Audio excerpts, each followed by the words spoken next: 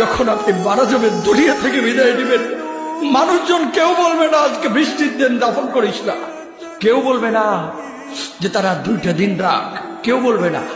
কবরের মধ্যে যখন নিয়ে যাওয়া হবে, আপনার স্ত্রীর কথা মনে পড়বে, আপনার সন্তানের কথা মনে পড়বে, আপনার বাবার কথা মনে পড়বে।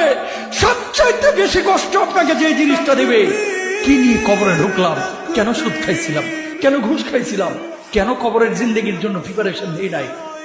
দুনিয়ার জিন্দেগিতে একটা মামলায় ফেসে গেলে সুপ্রিম কোর্টে যাওয়া যায়, উচ্চ আদালতে যাওয়া যায়।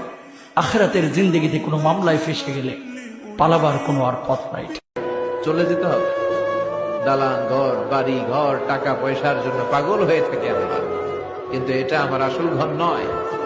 যেই গোসলখানাটারে আমি এত সুন্দর করে টাইলস করে ইটালিয়ান ফিটিংস দিয়ে বানালাম, আমার জীবনের শেষ গোসলটা কি ওই গোসলখানায় হবে?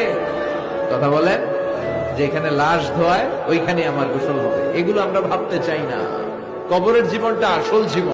কবর জগতে কোনো রং নাই, কবর জগতে কোনো স্বাদ নাই, কবর জগতে কিচ্ছু নাই, মাটি আর মাটি। হ্যাঁ, যদি আপনি মালিককে খুশি করে যেতে পারেন, অন্ধকারটাও আলোকিত হয়ে যাবে। কষ্ট করে আপনার কবরের চিন্তা আপনি করেন, আমার কবরের চিন্তা আমি করব।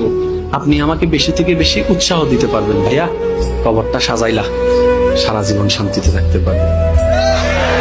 এটা হচ্ছে মুসলমানের নিয়ম। বলেন, কবর প্রতিদিন ডাক দিয়ে বলে আনা বাইতুদ দুধ।